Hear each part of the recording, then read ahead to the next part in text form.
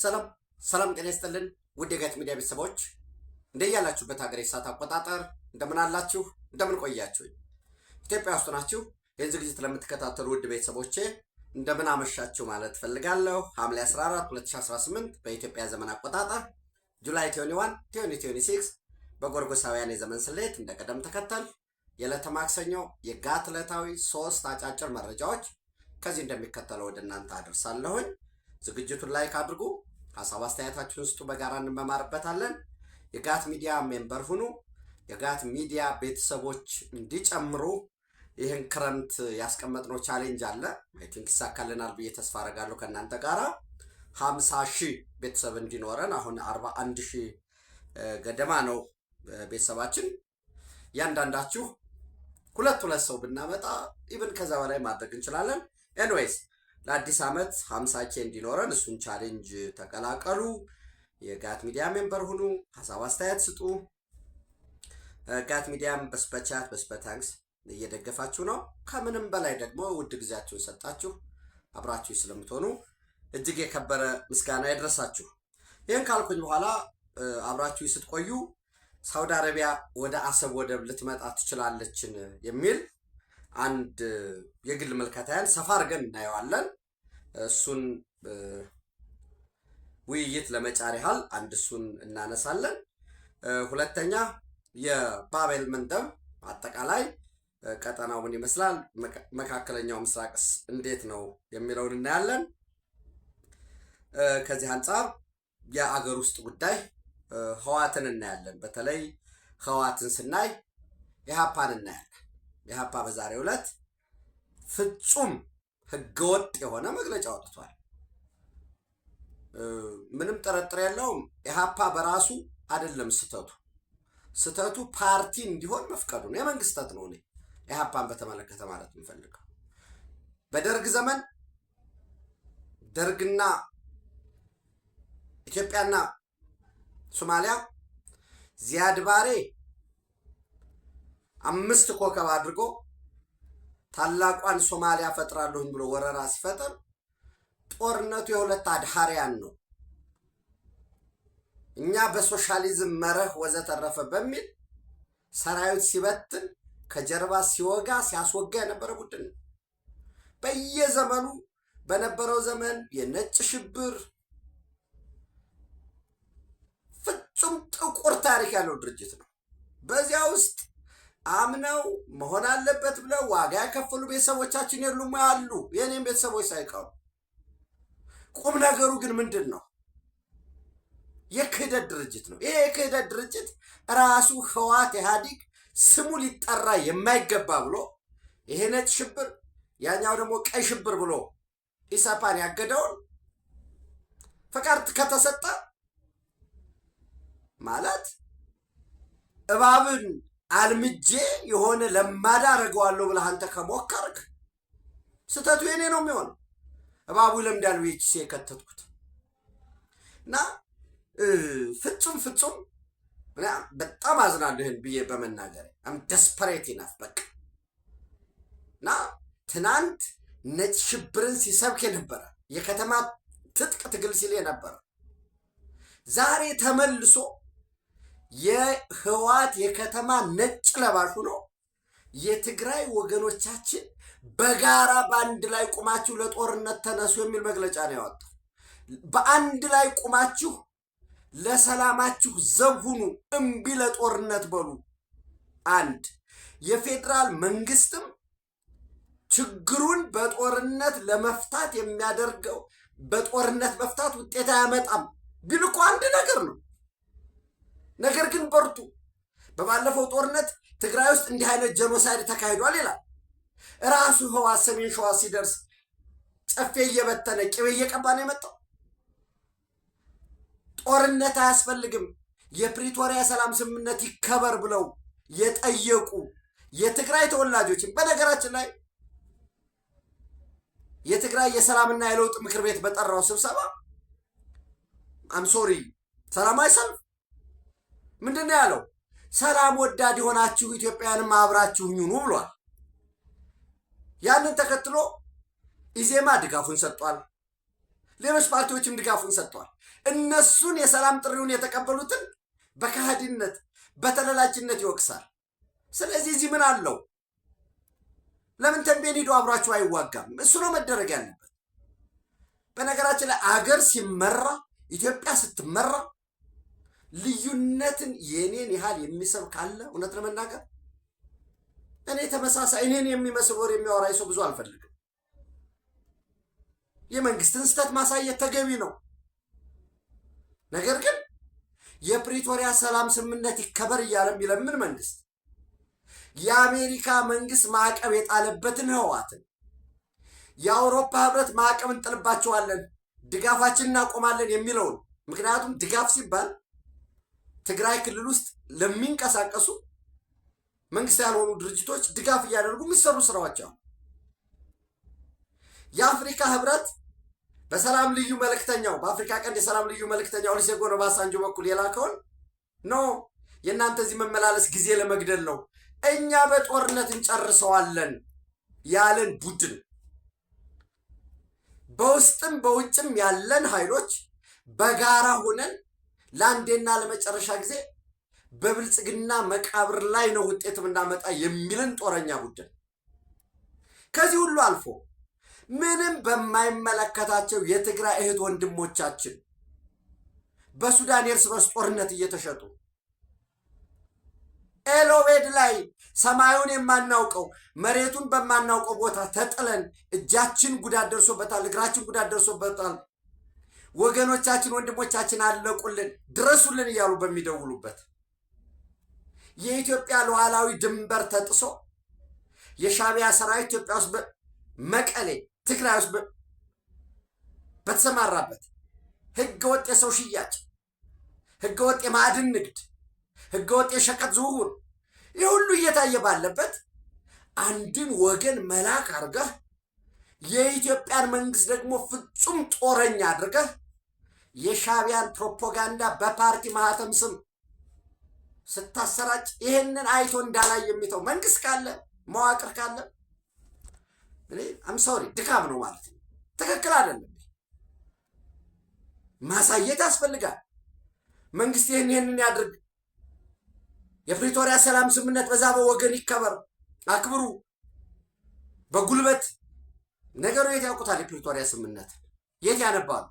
ቢያነቡ የቀደሙ የኢህአፓ ሰዎችን አነጋገር፣ ድርጊት ያማንበበነዋል። ይህን ያህል ምንም መመጻደቅ ስለማያስፈልገው ነው። እያንዳንዱ ያዋጡ የነበሩትን ቅጾች መጽሐፎቻቸውን አንብበናል። ያንን አድርጎ መንግስትን ጥላሸት መቀባት ብቻ ትክክል መስላቸው አንድ የድር ማህበርተኞችን ሰብስቦ ድጋፍ አድርገህ ምን አድርገህ እያኖርክ ኢትዮጵያን መሀል ከተማ እንዲወጉ እንዲያፈርሱ መፍቀድ እኔ ትክክል ነው ብዬ አላምንም። ትክክልም አይደለም። እና በነገራችን ላይ እነኚህ ሲያሽቃብጡ ህወሓት ይመጣል ምናምን ብሎ ያስባሉ። ዳንጀር ፌስ እንግሊዝ ስቶሪ የሚሰሙት ፋኖ እንዲያረገ ሸኔ እንዲያረገ ዛሬ ፈትለወርቅ ወጣቶችን ሰብስባ እኛ ብቻችንን አይደለንም፣ ለጊዜው የማንነግራችሁ የውጭ አጋሮች አሉን። ያው የውጭ አጋሩ የሱዳኑ ሳፍ መሆኑ ነው፣ ሻዕቢያ መሆኑ ነው፣ ግብፅ ግፋ እያለው ነው። ሌሎችም አይጠፉም። ኢትዮጵያን ለማፍረስ ኢትዮጵያን ለማዳከም ከግራ ከቀኝ ይገኛል።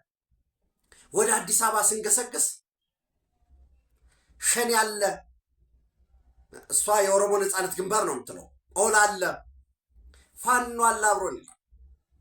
ትናንት ራሱን የቅማንት ዲሞክራሲያዊ ንቅናቄ ብሎ የሚጠራ ቡድን የአማራ ክልልን በተለይም ሰሜን ጎንደርን እንዴት ማተራመስ እንዳለበት 5 የጦር ግንባር ለይቶ አስቀምጧል።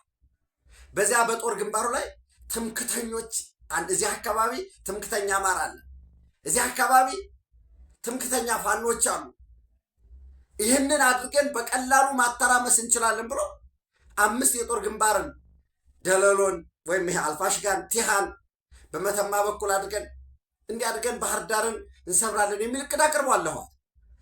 የቅማንት ዲሞክራሲያዊ ንቅናቄው ነገራችን ላይ ጽሕፈት ቤቱ መቀሌ ላይ ያለ እልህ ምላስ ያስውጣል ነው ወይስ ይህን ያህል የጸረ ኢትዮጵያ ጥላቻ በውስጥ ካለ ለምን ሄደው ታንክ ይዘው ያለውን ይዘው ለምን እንዲዋጉ አይፈቀድላቸው? እኔ ለአንድ ሰው ለሁለት ሰው ትራንስፖርት ልሸፍን እችላለሁ። ከዛም ከዚህ ብዬ ትክክል አይደለም። እና ስራ ወጡት አፋኝ አዋጅ 366 2018 መናገር እንዴት አይቻልም? ልጆቻችንን አትውሰዱብን ያሉ የሀገረ ሰላም ተንቤን እናቶች በጥይት ተመተው ሆስፒታል ነው ያሉት። በየቦታው አዋሽ ሆስፒታል በባለፈው ጦርነት ጉዳት የደረሰባቸው ኦፕሬሽን ሊሰሩ የሚገቡ ወረፋ እየጠበቁ ነው ያሉት። እነዛ ባልታከሙበት ሁኔታ ትክክል አይደለም። ለሌላ ጦርነት ዝግጅት አያስፈልግም ነው መባል ያለበት። ህገ መንግስቱን አክብሩ። ስህተት ልታሰ አንደኛውን ቅዱስ አድርገው ጦርነት ጥድፊያ ላይ ነው። ወታደራዊ አመራሮች ሱዳን ነበሩ፣ ሌሎች ኤርትራ ነበሩ። የጦር መሳሪያ እያስገባ ነው። እኔን ስነግራችሁ መንግስት ያውቃል። እኔን ስነግራችሁ ዓለም አቀፉ ማህበረሰብ ያውቃል። የእኔ ፍላጎት አይደለም። በገፍ እያስገደለ ታጣቂ እየሸጠ ነው። እያለቁ ነው። ህወሓት በነገራችን ላይ እኔ የአብርሃ ደስታን እንትን ልዋስ ምንድን ነው ያለው? እሱ ትግረኛ ነው።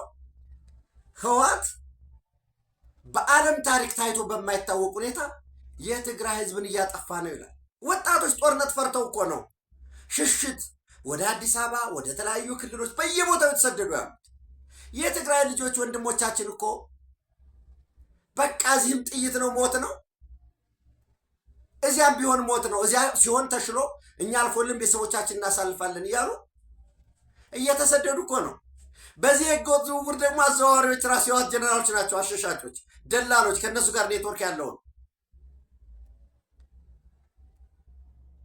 እስከ ሞት የሚያስጠይቅ አዋጅ 366 2018 አውጥቶ ከእኔ የተለየ የፓርቲ አመራሮችን የተቸ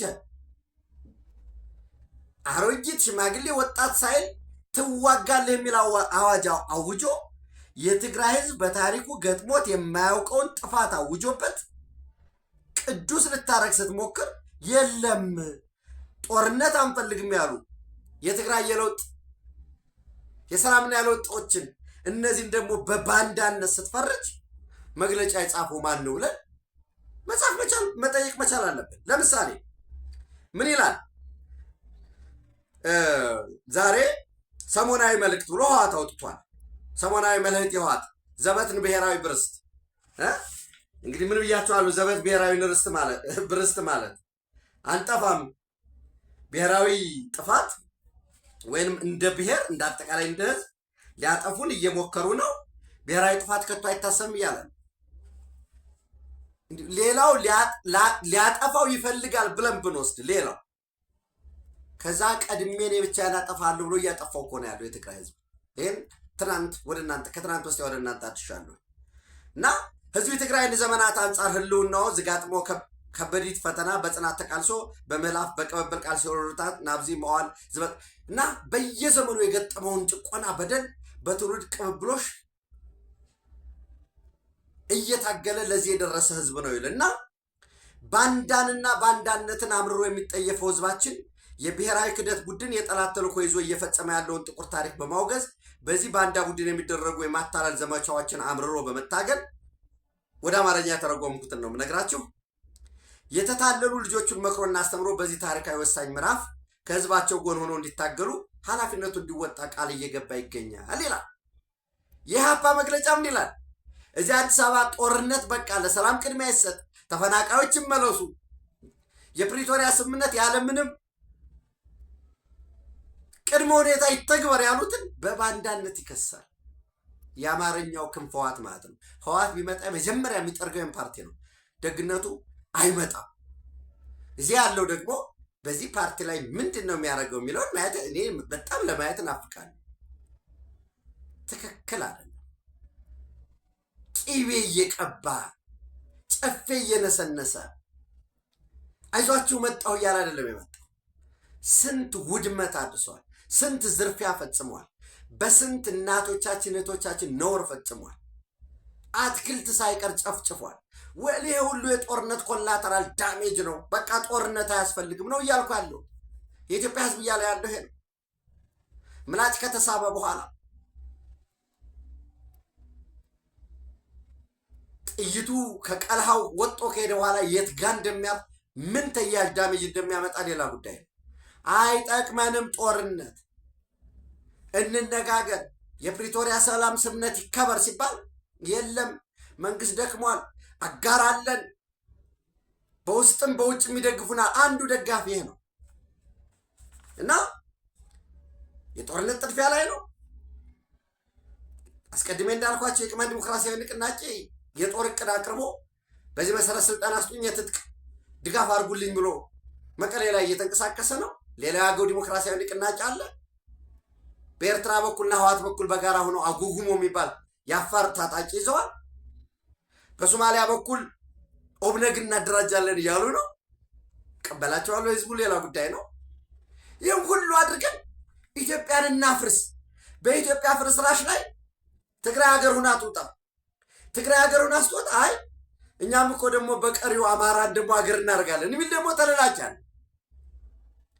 የዚህ የለም ኦሮሚያም ደግሞ ሀገር እናደርጋለን የሚል ደግሞ አለ። ሌላውም እንደዛ ይሳካላቸዋል ወይ? ፍጹም ትናንት ያልተሳካላቸውን ዛሬ ሊሳካላቸው አይችልም።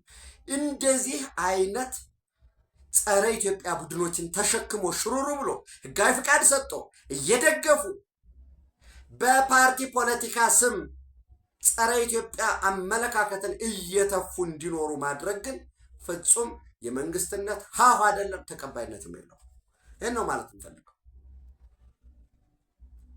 እና በዚህ በቀይ ባህር ቀጠና በዚህ የተለያየ አገራት ፍላጎት ባለበት እርስ በርስ ለመጠፋፋት የኃይል ሚዛን በሚሰላበት ወቅት በፓርቲ ሰበብ ኢትዮጵያን ለማፍረስ ድንጋይ የሚሆን ጠጠር የሰናፍጭ ቅንጣትም ልታክል ትችላለች የሚያወጡትን ሰዎች እንዳላዩ እያለፍን ከሄድን ትክክል አይደለም። እኔ ከዚህ በፊትም ብያቸዋለሁ። ጽንፈኛውን ፋኖ ለዚህ ያበቃው የመንግስት መዋቅር ደካማ ጎን ነው ብያቸዋለሁ።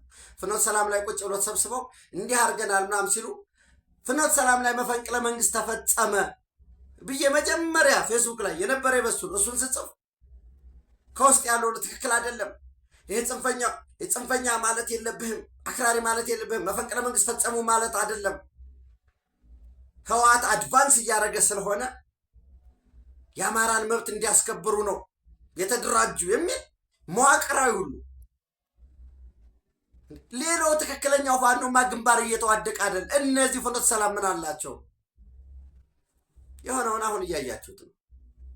እና አሁን ያን ተከትሎ ፋኖ አሁን አንድ ሆነ አለ። በባለፈው የጎንደር ፋኖ እንደገና ደግሞ አንደኛው ደግሞ የለም አንድ ሆነናል የተባለው ትክክል አይደለም፣ እኛ አልተካተትንበትም እያለ ነው። ለምን?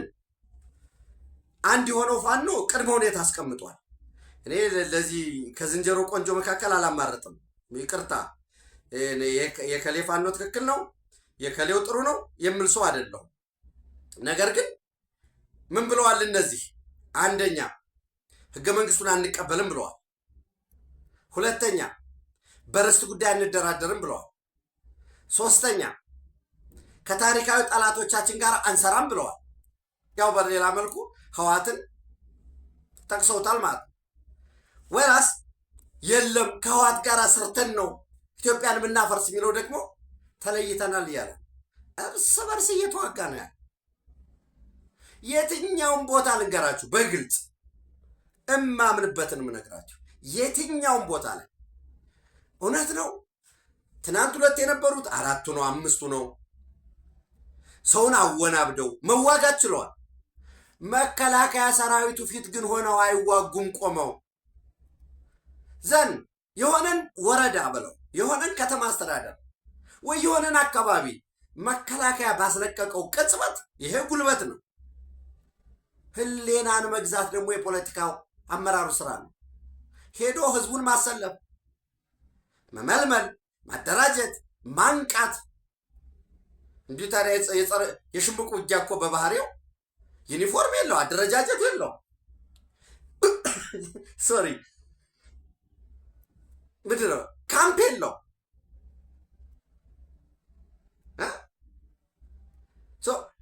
በባህሪው የጸረ ሽምቅ ውጊያ እዚህ ጋር ይደራጃል የምትለው የለውም፣ ካምፕ የለውም፣ ዩኒፎርም የለውም የሚንቀሳቀስበት።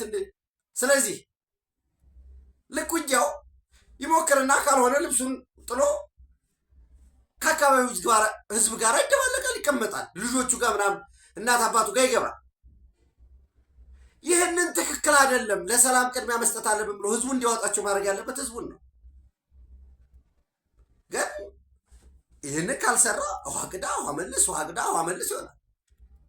አንድ የኢትዮጵያ መከላከያ ሰራዊት ደግሞ የሆነ ወረዳ ሂዶ እድሜ ልክ ካምፕ አድርጎ ሊቀመጥ አይችልም። ተልኮ አለዋ ሌላ። ይሄ እንዲያው ይሄ መከላከያ ሰራዊት አሁን በልዩ ሁኔታ ስለሆን ሚሊሻ አሰልጥኑልን፣ ፖሊስ አሰልጥኑልን፣ ተጨማሪ ጸረ ሽምቅ አሰልጥኑልን ወዘተረፈ ማለት ያስፈልጋል። ጸረ ሽምቁ ነው መዋጋት ያለበት፣ የአካባቢው ህዝብ ነው መውጫ መግቢያውን የሚያውቀው። ይሁን የኢትዮጵያ መከላከያ ሰራዊት ይሁን ሁሉ ሸፍኖ እየተዋጋ ነው እና ከላይ እስከታች መዋቅሩን በደንብ መፈተሽ ያስፈልጋል። እንዲህ አይነት በፖለቲካ ፓርቲ ስም እንዲህ የተበላሸ ኢትዮጵያን ለማፍረስ ለሚሰሩ ኃይሎች አጎንብሶ ለመለላክ ዝግጁ የሆነውን ሁሉ ተሸክሞ ለመቀጠል መፍቀድ እኔ ተቀባይነት የለውም ብዬ ነው ማምነው። ነው የለውም እንዳልኳችሁ ተፈላጊነታችን ጨምሯል። ስለ ሰላም የዘመሩትን ባንዳና ካዴምን የከተማ ክንፎ ያፓለለት እንግዲህ የአፍሪካ ህብረት፣ የአውሮፓ ህብረት፣ አሜሪካ፣ ካናዳ ለሰላም ቅድሚያ ስጡ እምቢ ብሎ በዲዲአር በሙሉ ተሰናብተው የነበሩትን በየቤት እየለቀመ ወደ ምሽግ እያስገባ ነው። ዋጃ ላይ ምሽግ እየቆፈረ ነው። ጊዜ የለንም በጦርነት እንፈተዋለን ያለ እንደዚያ ሲሆን የለም እጅህን አጣጥፈህ ዝም ብለህ ቁጭ በል። የትግራይ ህዝብ ግን በጣም አዝናል። አንደኛ የትግራይ ህዝብስ የመዋጋት ግዴታ አለበት ወይ? እድሜ ልኩን እንዴ ሰላም እኮ ያስፈልገዋል። የትግራይ ህዝብ ልማት እኮ ያስፈልገዋል። እና ይህ ነው ያለው። እኔ የእነሱን መግለጫ እንዳልኳችሁ ማንበብ በጣም በጣም በጣም የሚዘገንን መግለጫ ስለሆነ እና ደብረ ጽዮንም ትናንት ምንድን ያለው ከበባ ተከበናል። በየት በኩል ነው የተከበበው? እውነቴን ነው እኮ የምላችሁ 24 ሰዓት ከኤርትራ እየሄዱ እየወጡ ነው፣ ሱዳን እየሄዱ እየገቡ ነው። ምኑ ነው ከበባ የሚባለው? ዞሮ ዞሮ የዋዜማ ሬዲዮን ልውሰድ ሳይት ላድርግ። ደብረጽዮን ገብረ ሚካኤል ፌዴራል መንግስት በትግራይ ላይ ጥሎታል ያሉትን ከበባ ለመስበር የሚያስችሉን አስተማማኝ የውጭ አጋሮች አሉን በማለት ተናግረዋል። በኃይል ስልጣን የያዘውን የክልሉን አስተዳደር የሚመሩት ደብረጽዮን ከመቀሌ ከተማ ነዋሪዎች ጋር ባደረጉት ውይይት ክልሉ የተጣሉበትን ዘርፈ ብዙ ክልከላዎች ለመስበር በስትራቴጂክ ደረጃ የሚሰሩ የውጭ አጋሮች አሉት ብለዋል። በስትራቴጂክ ደረጃ የሚሰሩ የውጭ አጋሮች እንግዲህ የታወቁ ናቸው። ሻዕቢያ አለ፣ የሱዳኑ አልቡርሃን አለ፣ ግብፅ አለ፣ ሌሎችም አሉ። በነገራችን ላይ አሁን ከሌ እንደዚህ ብዬ ለመናገር ኦቶሪቲ ውስጥ አለኝ የሚለውን ማየት ያስፈልጋል። ደብረጽዮን የውጭ አጋሮች ያሏቸውን አካላት ግን በስም አልጠቀሱም። ትግራይ አሁን ባለው ሁኔታ መቀጠል ስለማትችል ራሷን የመከላከል አቅምን ማጠናከር ላይ ትኩረት ለማድረግ ተገደናል ያሉት ደብረጽዮን የክልሉን ታጣቂ ኃይል በማጠናከር የዓለም አቀፉን ህብረተሰብ ትኩረት ማግኘት ችለናል ብለዋል። ያው እንግዲህ ተፈላጊነታችን በዝቷል ብለዋል። እኔ ደግሞ ትናንት ተፈላጊነታቸው የበዛው ወታደር ለመሸጥ ነው። በነገራችን ላይ አሁን ሳውዲ አረቢያ ወደ ጦርነት የምትገባ ከሆነ ከየመኑ ሀውቲ ጋር ይውልሲ ይህንን በደንብ አድርጋቸው ያዙልኝ። የእግረኛ ጦርነት ከየመኑ ሀውቲ ጋር ካለ ህዋት ይሸጣል። አሁን 20-30 ወጣቶችን ያስማግዳል። የአካል ጉዳት ከደረሰባቸው ይህን ያህል፣ ከሞቱ ይህን ያህል፣ ደሞዛቸውን ይህን ያህል ብሎ እነሱ 5 ሳንቲም ያገኙም ያስማግዳቸዋል። እንደዚህ እንዲሆን መፍቀድ መቻል አለብን ወይ? ትግራይ የኢትዮጵያ ፌዴራል መንግስት አንድ አካል አይደለችም ወይ? ይመጣልሃል ኢህአፓ ደሞዝ ከልክሎ ይልሃል። የኢትዮጵያ ፌዴራል መንግስት ለክልሎች ደሞዝ አይከፍልም። ይህን እንኳን አያውቁም። ደሞዝን የሚከፍለው ለክልሉ ሰራተኞች የክልሉ መንግስት ነው። ገቢ ግብር ሰብስቦ ከየትም ብሎ አድርጎ ለፌዴራል መንግስት ሰራተኞች ይከፍላል። ይህንን እንኳን ያውቁ። ደሞዝ የማንከፍላችሁ ደሞዝ ተከልክለን ነው ይላለሁ። እንዴ ፊስካል ፌዴራሊዝም ይሄ ነው። እባካችሁ ክልሉ የሚሰበስበው ይህን ያህል ነው ብሎ መነገር መቻል አለበት። ሲቪል ሰርቪስ የክልሉን የሚሸፍነው እሱ ነው። ስለ ድጎማ በጀት ደግሞ ምን ያህል ነው ድጎማ በጀት ለትግራይ ክልል የተፈቀደለት? እነዚያ ድጎማ በጀቶች ደግሞ አሉ። አንደኛ በራሱ ለትግራይ ክልል የሚሰጠው እንደፈለገ አድርገህ ብለህ የምትሰጠው ያው እንደፈለገ አድርገህ ሲባል ይጠይቃል። ይሄ ይደረግልኝ ብሎ በዝርዝር ለሱ ትሰጠዋለህ። በጀቱን ግን አዞዝሮ ሊጠቀም ይችላል። ሁለተኛው የፌዴራል መንግስት የሚሰራቸው ስራዎች አሉ። ለምሳሌ ክልሉን ከሌላ ክልል ጋር የሚያስተሳስር ወይንም ከአንድ ክልል በላይ አገልግሎት ለሚሰጡ ጉዳዮች ዩኒቨርሲቲ ሊገነባ ይችላል። ለተለያየ የምርምር ተቋም ሊያቋቁም ይችላል። በተለየ ሁኔታ ለነዛ ያ ደግሞ ሰላም ይጠይቃል። ይጠቀስ ችግር የለውም። የፌዴራል መንግስት ይህን አላደረገም ተብሎ እነሱ እኮ አወጡ ህዋቶች እኮ መጨረሻ ላይ የተፈቀደልን ይሄ ነበረ፣ ይህን ያህል ፐርሰንት አግኝተናል፣ እዚህ ወር ላይ 40% ብቻ ነው ያገኘ ነው፣ እዚህ ወር ላይ 70% ነው። ያ ሊብራራ ነው የሚገባው። እኔ በፓርቲ ስም የሚወጣ መግለጫና በግል ስሜት ፌስቡክ ላይ የሚጻፉ መግለጫዎች ልዩነት ሊሰመርባቸው ይገባል። ብዙ ጊዜያቸውን እዛ ላይ ወሰድን። እኔ በጣም ሶሪ በጣም ስላናደዱኝ ነው። እኔ ከነሱ በላይ ነገራችን ላይ ንዴቴ መንግስት ላይ ነው። በቃችሁ ሊባሉ ይገባል። እንደዚህ አይነቱ ራፍ ይሄ ቀይ መስመር ነው፣ የሀገር ጉዳይ ነው። አሳዩ ችግር ያለብንን እንጂ ከዛ ውጭ ደርሶ እንዴ እውነቴን ነው እኮ የምላችሁ። እኔ አሁን እስቲ ላንብብላችሁ ምንድን ነው የሚለው እና እናንተም እንዴት እንትን እንደምትሉት እንወያይበት። ስለ ሰላም መናገር ሰላም ምንድን ነው ያሉት እነዚህ ወጥተው? በነገራችን ላይ ላንብብላችሁ ምን እንደሚል ሰላም ማስከበር በሚል ሽፋን ይላል የትግራይ ህዝብ እንደገና ወደ ጦርነት ለመግፋት የሚደረገው አደገኛ አካሄድ መቆም አለበት። የፕሪቶሪያ ስምምነት በተለያዩ አካላት ከነሚጠቀሱት የአካታችና መሰል ጉዳዮች የውሉ ዋና መንፈስ ጦርነትን በቋሚነት ማቆም፣ ፖለቲካዊ መፍትሄን ማስቀደም፣ ተፈናቃዮችን ወደ ቀያቸው መመለስ፣ ሰብአዊ ድጋፍን ማሰራጨትና የተፈረሙት ግዴታዎች መፈጸም ነበር። ዛሬ ግን መንግስት በራሱ የገባውን ቃል በመጣስ ክልሉን እንደገና ወደ ዳግም ጦርነት ለመመለስ ተግቶ እየሰራ ነው ይላል። የፕሪቶሪያ ስምምነትን በአደባባይ በግላጭ ጥሶ ጊዜያዊ አስተዳደሩን አፍርሶ መንግስት የሆነው ሳይጠቀስም ነው ያ የቤት በቃ ያ ጽፎ የላከው። እኔ በነገራችን ላይ ይህንን ህዋት ራሱ እንዲህ ብለው አይጽፉም። በተከታታይ ዋው እንደዚህ የሚደረጋል እንዲህ ማሽቃበጥ ይቻላል እና ይሁን እንጂ ከስምምነቱ መፈረም በኋላ የመሳሪያ ድምጾች ለጊዜ ቆም ቢመስሉ ምናምን እያለ ሄድና ምንድነው የሚለው? በተለይ ከትግራይ የመጡ አንዳንድ ግለሰቦች በሚያሳዝን ሁኔታ ከብልጽግና ፓርቲ ጋር በመተባበር ለዚህ አደገኛ አካሄድ ፖለቲካዊ ሽፋን ሲሰጡ መታየታቸው እጅግ የሚያሳዝን ነው ይላል። ቅድም ያልኳችሁ ሰሞናዊ መልእክቱ ባንዳና ባንዳነት እንጠየፋለን። በተጨማሪም አንዳንድ በተቃዋሚ ስም የሚንቀሳቀሱ የስርዓቱ ተለላኪ ፓርቲዎች ካለ ይህም ደግሞ በተቃዋሚ ፓርቲ ስም የሚንቀሳቀስ የህወሓት ተለላኪ ነው መባል አለበት። ህግ ከመጣስ አልፎ ለኢትዮጵያ ታሪክ ጠባሳ የሆነውን ብልጽግና የኢትዮጵያ የታሪክ ጠባሳ የሆነውን ብልጽግና ህግ አክብርልን፣ ለዚህ ሙሉ በሙሉ ከጎንነን በማለት የስልጣንና የወንበር ዳረጎት በተቀበሉ ማግስት በትግራይ ህዝብ ላይ ጦርነት ነጋሪት በመጎሰም ለስርዓቱ ያላቸውን ታማኝነት ለማሳየት ሰማይ ሲቧጥጡ ታዘበናል ይላል። በስርዓቱ ሚዲያዎች የሚካሄደው የፕሮፓጋንዳ ዘመቻ እያለ ይቀጥልና ዞሮ ዞሮ ለትግራይ ህዝብ የምናስተላልፈው መልእክት ግልጽ ነው። ጦርነት ግቡ ነው። ያንን የማይቻል የሚመስል ጊዜ ያሳለፋችሁን አንድነታችሁንና ጽናታችሁን ጠብቁ። ትናንት የደረሰባችሁን በቃላት የማይገለጽ መራራ ዋጋ ከፍላችሁን ቢሆን ራሳችሁን የተከላከላችሁት በአንድነታችሁና በመተጋገዛችሁ ነው እያለ ይቀጥል እና ይህንን በቃ ጀስት መግለጫ ወጣ ምናምን ብለህ ካለፍከው እኔም ሶሪ ተመዝናለሁ።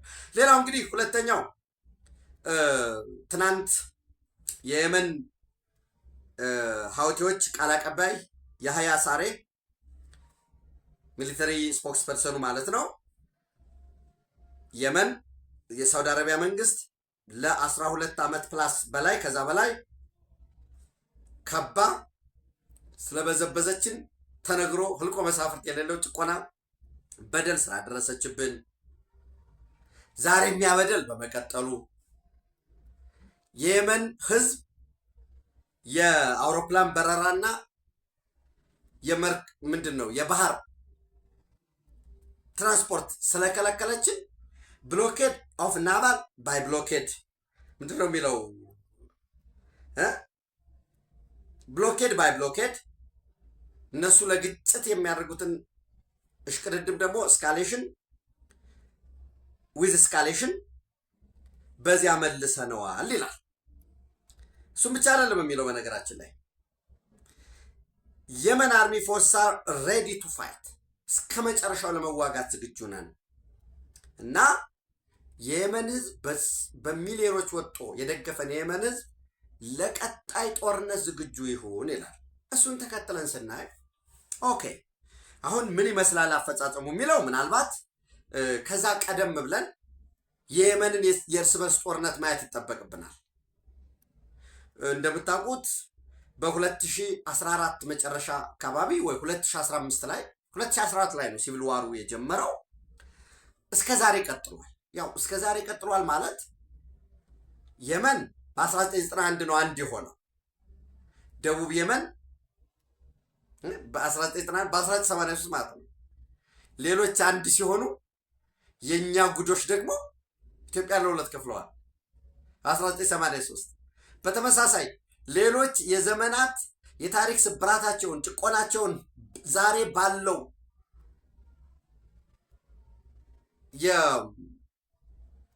የቮላታይሊቲ ይህን ተጠቅመው ዛሬ ባለው የኃይል ልውውጥ ዳይናሚክሱ ተጠቅመን ችግራችንን እንፈታለን ብለው ያለ የሌላቸውን ሀሳብ ያለ የሌላቸውን ጉልበት እውቀት ይህንን እያዩ በሚሰሩበት ወቅት የኛ ጉዶች አሁንም በዚህ ኃይል ልውውጥ ወቅት ያኔ 83 እንደነበረው ይህን እድል ተጠቅመን እንደገና ዳግም ኢትዮጵያን እናፈርሳለን ብለው ወዲያ ወዲህ ያሉ እና ደቡብ የመን ኤደን መቀመጫ የነበረው፣ ሰሜን የመን ሰና መቀመጫ የነበረው ያኔ ነው አንድ ይሆነ በ1991 በፈረንጆች በ1983 በኢትዮጵያ። ከዛ በኋላ ይነሱ የነበሩ ቅሬታዎች አሉ። ደቡብ የመኖች የሚያነሷቸው፣ ሰሜን የመኖች የሚያነሷቸው። ኦፍኮርስ የሰሜንና ደቡብ የመን ልሂቃን ቁጭ ብለው ስልጣን እንዴት መከፋፈል አለብን በሚለው ተወያይተዋል። የየመን ምክክር የሚባለው እሱ ነው። የልሂቃን የስልጣን ክፍፍል ነው። ውጤት አላመጣም። ይሄው ኦልሞስት 91 14 9 ከ23 ዓመት በኋላ ሲቪል ዋሩ ተነሳ። አሁን ዓለም አቀፍ እውቅና ያለው የየመን ፕሬዚደንሻል ሊደርሺፕ ካውንስል የሚባለው መቀመጫውን ኤደን አድርጓል። ሀውቲዎች ደግሞ ሰና አድርገዋል። ሰሜን ምዕራብ የመንን በሙሉ ተቆጣጥረው በቀይ ባህር ቀጠና ያለውን ሰፊውን ከባቤል መንደብ እስከ ሳውዲ አረቢያ የሚደርሰውን ድንበር የሚቆጣጠሩት እነሱ ናቸው። ይህንን በቅርቡ ስካሌት ያደረገው የኢራን አውሮፕላን ማህር የሚባለው አውሮፕላናቸው የየመን ሀውቲ ታጣቂው ከፍተኛ አመራሮችን ጭኖ ወደ ቴህራን ሄደ፣ ለቀብር ማለት ነው። ዘንድ ተመልሶ ሲመጣ ሰና ላይ አርፋለሁ ሲል ለማስገደድ እንዳያርፍ ጀቶች አነሱና ለመከልከል ሞከሩ። አርፋለሁ ሲል መንደርደሪያውን መቱት። ዘን ሆዴይዳ ወደብ ላይ እዚህ ቀይ ባህር ጫፍ ላይ መጣና አረፈ። ከዛ ቀጥሎ በአራተኛ ቀኑ አንድ መርከብ እንግዲህ ድሮኖችን፣ የጦር መሳሪያ፣ ፈንጂ ተቀጣጣዮችን ይዞ ሲመጣ ባቤል መንደብ መግቢያ ላይ የሳውዘርን ትራንዛክሽን ካውንስል ወይንም የፕሬዚደንሻል ሊደርሺፕ ካውንስሉ ኤስቲሲ አረብ ኤሚሬት ነበር የምትረዳው፣ እሱ ዲዞልቭ አድርጌያለሁኝ ብሏል። ዘን ይህንን የጦር መሳሪያውን ነጠቁት።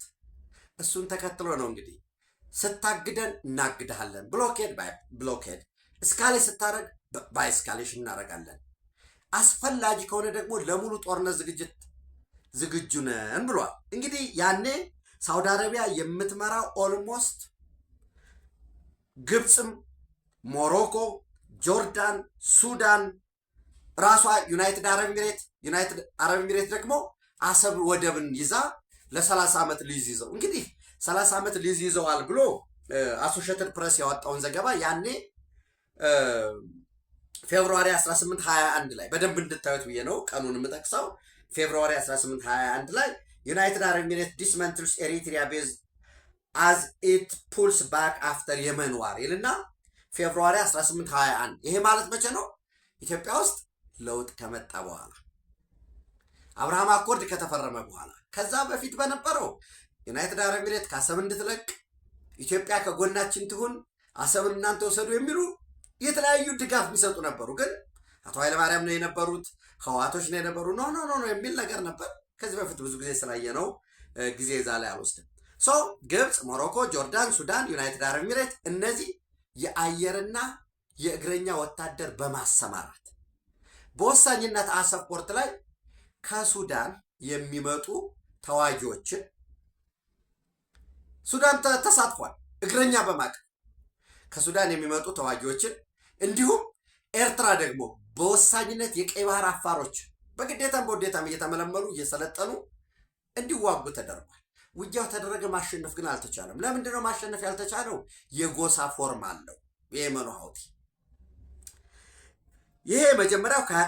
ሌሎች ደግሞ ድጋፍ በማድረግ ምናልባት ኩዌት፣ ኳታር፣ ባህሬን፣ አሜሪካ በተለያየ መልኩ የሚገለጽ ድጋፍ በማድረግ ጅቡቲ፣ ኤርትራና ሶማሊያ ደግሞ መሬታቸውን የቴሪቶሪያቸውን የዋተር ምንድን ነው የምንለው የዋተር ቴሪቶሪያቸውን የኢንዲያን ኦሽንም በሶማሊያ በኩል ኢብን ገልፍ ኦፍ ኤደን ሁሉ ጥቅም ላይ የዋለበት ጅቡቲ፣ ኤርትራ፣ ሶማሊያ ኦፕን ዜር ኤርስፔስ የአየር ክልላቸውን ቴሪቶሪያል ዋተርስ ኤንድ ሚሊታሪ ቤዝስ ቱ ኮሊሽን ፎርስስ ይላል። ኤርትራ ማንን የሰጠው?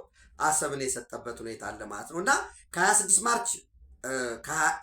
ማርች እስከ 21 አፕሪል ኦልሞስት ለ27 ቀን ኦፕሬሽን ዲሲሲቭ ስቶርም የሚባል መሪዋ ማነች?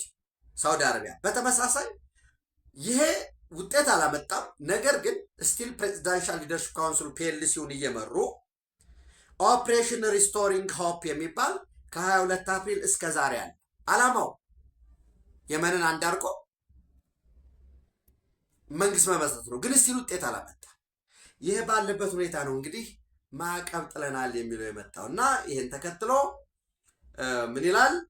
ጆይንት ፎርስ ኮማንድ ኦፍ ኮሊሽን ሜጀር ጀነራል ቱርኪ አልማልቺ ያወጣው መግለጫ ምን ይላል? ይሄ ጆይንት ፎርስ ኮማንድ ብላችሁ አሁን ይሄ ኦፕሬሽን ሪስቶሪንግ ሆፕ የሚለው ከ22 አፕሪል 2015 እስከ ዛሬ ያለው እንግዲህ በዚህ ውስጥ ዩናይትድ አረብ ኤሚሬት ያን የተመራው የነበረው በዚህ 9 ዓመት ውስጥ ሰፊ የሆነ ልውውጥ አምጥቷል። ለምሳሌ ዩናይትድ አረብ ኤሚሬት ከሳውዲ አረቢያ ጋር አይደለም፣ ጅቡቲ ራሱ ኤርትራም አሁን እዚያ ውስጥ ኢንጌጅ ለማድረግ የኢራን ጉዳይ ያለበት ሀውቲዎችን ራሷ ሳውዲ አረቢያ ድብደባ እንዳትፈጽም ኢራን ሳውዲ አረቢያ ላይ እንዳትፈጽም ፓኪስታን አለች። ፓኪስታን አንደኛ አደራዳሪ ነች የኢራንና የአሜሪካ። ሁለተኛ ስምምነት አላቸው የፓኪስታንና የሳውዲ አረቢያ። በሳውዲ ላይ የሚደረግ ወታደራዊ ጥቃት በፓኪስታን ላይ እንደተደረገ ይቆጠራል። እንደ ቫይስ ቨርሳ የሚል ስቲል የኒውክሌር ሽልድ ሁሉ አለ። ስለዚህ ምን አደረጉ? አመጡትና ኢራን ናቫል ብሎኬድ አለበት፣ ሆርሙዝ ላይ ተዘግቶበታል። ስለዚህ ማንን እየደበደበ ነው አሁን? ኢራን ጆርዳንን እየደበደበ ነው። የአቃባ ወደብን ከጥቅም ውጭ ለማድረግ ማለት ነው። ሳውዲ አረቢያን ደግሞ በሆርሙዝ በኩል መጠቀም አትችልም። ኦኬ ልጠቀም ብትልም እንኳን ያው እንግዲህ በኢራኖች ሊደርሱበት የሚችሉት ነው። ማጥቃት ይችላሉ። ወይንም አጠቃላይ ባለው በጸጥታው ጉዳይ በሆርሙዝ ውስጥ የሚደረገው እንቅስቃሴ ደካማ ነው። በዚህ በኩል ደግሞ በቀይ ባህር በኩል ያሉ ወደቦቿን ደግሞ እንዳትጠቀም ኢቨን በነገራችን ላይ በፐርሺያን ገልፍ በሆርሙዝ በኩል ያለውንም የየመን ሀውቲዎች ያላቸው ትጥቅ ካፔብል ነው እሱን ለመምታት። ጫና የማድረግ ነው ማለት ነው። ሶ በዚህ ውስጥ ምንድን ነው የሚለው? ጆይንት ፎርስ ኮማንድ ኦፍ ኮሊሽን እርምጃ እንወስዳለን ነው የሚለው ሜጀር ጀነራል ቱርኪ አልማላኪ ኃላፊው ማለት ነው። የተባበሩት መንግስታትም መግለጫ ወጥቷል። ሀውቲዎች የወሰዱት እርምጃ የፍሪደም ኦፍ ናቪጌሽንን አደጋ ውስጥ የሚከት እና ሰፊ ቀጠናዊ ተጽዕኖ ያለው ነው በሚል መግለጫ ወጥቷል። ዘን አሁን እኔ በ2015 አሰብን ዩኤኢ ለ30 ዓመት ሊዝ እንዳረገችው ዩኤኢ ሊዝድ ዘ አሰብ ኤርፊልድ ኢን ኤሪትሪያ ትራንስፎርሚንግ ኢት ኢንቱ ኤ ሜጀር ሚሊተሪ ሃብ ቱ ሰፖርት ዘ ሳውዲ ሊድ ኮሊሽን ኢን የመን ይልና 3500 ሜትር ወይንም 3.5 ኪሎ ሜትር ራንዌይ መንደርደሪያ ያለው ለማረፍም ለመነሳትም የሚያስችል ዘመናዊ የሆነ ከባድ የትራንስፖርት የሚጭኑትን ለምሳሌ እስከ ሲ-17 ግሎቭ ማስተር የሚባሉ አውሮፕላኖችን፣ ታንኮች፣ መድፎችን ጭነው ብረት ለበስ ተሽከርካሪዎችን፣ ግዙፍ የጦር መሳሪያዎችን የሚጭኑ እነሱን ሁሉ ማሳረፍ የሚችል 3.5 ኪሎ ሜትር ወይም 3500 ሜትር ራንዌይ ስትሪፕ ያለው በተመሳሳይ ሚራጅ 2000 የዊንግሎንግ የቻይናውን ዊንግሎንግ ድሮኖችን የሚንደረደሩበት የአጥቂ ሄሊኮፕተሮች እና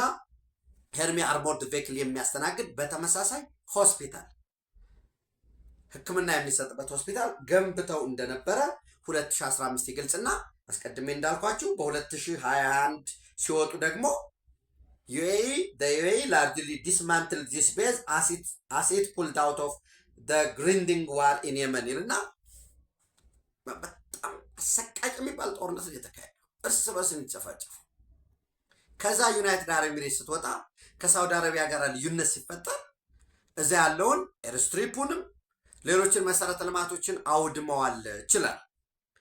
It did not formally cancel its 30 years lease agreement with ኤርትራ 30 ዓመት የገባችውን የሊዝ አግሪመንት ፎርማሊ አልሰረዘችም ካለ በኋላ ነገር ግን ስቲል ሊዝ አግሪመንት አለ የለም የሚለው ደግሞ ክርክሩ ግልጽ ነው የተቀመጠ አይደለም። ዩናይትድ አረብ ኤሚሬቶችም የ30 ዓመት ሊዝ አለን አላሉ።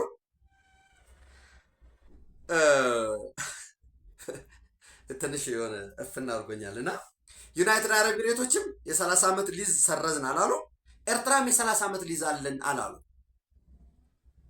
ስቲል ግን እንግዲህ በ2015 ሊዝ ከተገባ ለ30 ዓመት ከሆነ በ2045 ነው የሚያልቅ ማለት ነው። ሰው አሁን ይሄ የየመኑ ሀውቲዎች ብሎኬድ አድርገው የሚቀጥሉ ከሆነ በዚህ አግባብ አሰብ ለየመን 7 ኪሎ ሜትር ነው የሚርቀው። 7 ኪሎ ሜትር ወይንም ወደ 40 ማይል ገደማ ነው ከየመን የሚርቀው።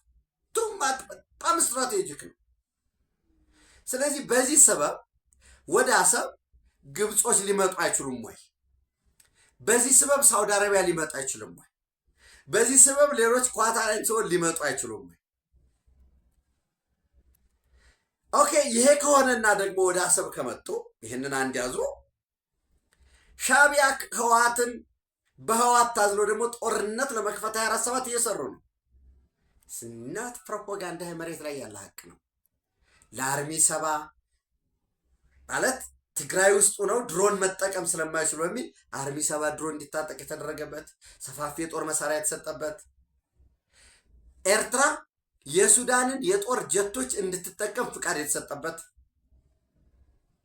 አርኤስኤፍን ፍራት ብዙ የሱዳን የጦር ጀቶች፣ ተዋጊ ጀቶች፣ ሄሊኮፕተሮች፣ የኔቪ የባህር ኃይሉ መሳሪያዎች ምጽዋ እና ዙሪያውን ያሉት እነሱን መጠቀም የሚችሉበት ተቀምጧል። ሶ በየመኑ ሀውቲ ምክንያት ያንን ስትራቴጂካል ትሬት ነው በሚል ወደ አሰብ ከመጡና የጦር ሰፈር ከመሰረቱ ሻቢያ ይህን ጦርነት ቢከፍት መክፈት አይቀርም። ቢከፍት የሚባል ነገር የለም። አሁን መቼ የሚለውን ዛሬ ማታ፣ ነገ ጠዋት እሱን እንዳልኳችሁ እስከ እሁድ ድረስ ስብሰባው ይቀጥላል። ይሄ ብሔራዊ ጥፋት ከቶ አይታሰብም የሚለው እሁድ ሰፊ የሆነ ደማቅ የሚባል ሰላማዊ ሰልፍ እየተዘጋጀ ነው። መቀሌ ስቴዲየም ውጊያ ይታወጃል። ከዛ ማታ ነው የሚተኩሱ፣ ሰኞ ነው የሚተኩሱ፣ እሱ ሌላ ጉዳይ አብረን እናያለን። ተዘጋጅተን ጨርሰናል ብለዋል። ሶ ህወሓት ኢትዮጵያ ውስጥ የሚዋጋው አጀንዳ ኖሮት አይደለም። አጀንዳ ቢኖረውማ ለህዝቡ አጀንዳ ቢኖረው ለራሱ አጀንዳ ቢኖረውማ ፕሪቶሪያ ስምምነት አለለት። ሱዳን ውስጥ የሚዋጋው ምን አጀንዳ ይዞ ነው? ሱዳን ውስጥማ የሚዋጋው አልቡርሃን ካሸነፈ በኋላ መጨረሻ ላይ አልቡርሃን እኮ ያኔ ከሳውዲ አረቢያ ጋር ሆኖ ሀውቲን ስለተዋጋ፣ ስለዚህ አሁንም በዚያ መቀራረብ ከዛም ከዚህ ድጋፍ ተገኝቶ አልቡርሃን ካሸነፈ መልሶ ወደ 4 ኪሎ ሊመጣ ነው ብሎ እኮ መተንተን ይችላል።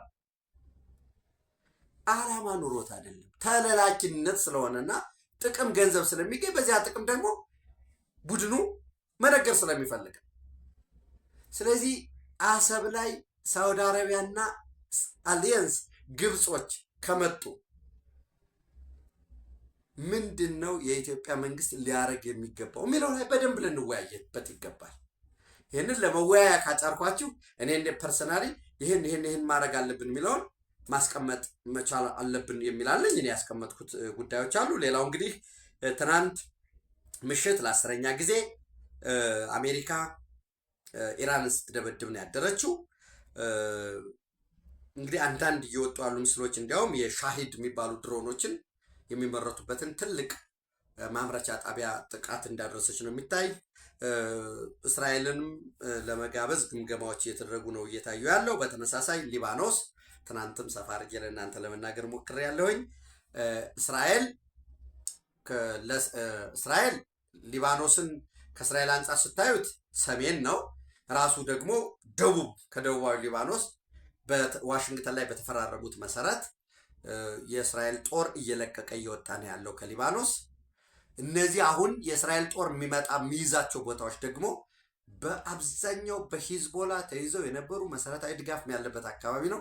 ስለዚህ ሪሊ የሊባኖስ ሰራዊት ያንን ድንበሩን መጠበቅ ይችላል፣ ሂዝቦላን ትጥቅ ማስፈታት ይችላል ወይስ የሚለው በደንብ መታየት ያለበት ጉዳይ ነው። ይህን ማድረጉን በነገራችን ላይ የሊባኖስ መከላከያ ኃይል ይህንን ድንበሩን መያዝና ሂዝቦላን መተካቱ ለእስራኤል ሪሊፍ ይሰጠውና በአንድ ጎኑ ወደ ኢራን ውጊያ እንዲገባ ሊያደርገው ይችላል ማለት ነው። እንዳልኳችሁ አስቀድሜ ኢራን ሃዝ ላውንችድ ሲጅል የሚባለውን ራሳቸው ያበለጸጉት እጅግ ሶፊስቲኬትድ የሆነ ባሊስቲክ ሚሳይል ወደ አቃባ ተኩሰዋል። ይሄ እንግዲህ አቃባን ሲተኩሱ እዚህ ሳውዲ አረቢያ ደግሞ ሲያዘጉ፣ ሳውዲ አረቢያ ማለት በቀን 4.5 ቢሊዮን በርሜል ነዳጅ ወይም ክሩድ ኦይል ድፍድፍ ነዳጅ የምታስተላልፍበት ቀጠና ኢፌክትም አለው። ይህን ሳንዘነጋ ወደ ኢራን ወደ አቃባ የተኮሰችበት ሁኔታ አለ። ኢራኖች ምላሽ እንሰጣለን እያሉ ነው። በዚህ መሀል እንግዲህ ባለ የሰላም ድርድር አዲስ ነጥብ እንደቀረበ ለ10 ቀን የተኩስ አቁም የሚል የቀረባለ። አሜሪካኖች ያቆማሉ ወይ የ10 ቀን ስምምነቱን ይቀበላሉ የሚለውን አብረን የምናየው ይሆናል። ኢትዮጵያ በክብር ለዘላለም ትኖር። ቴንኪው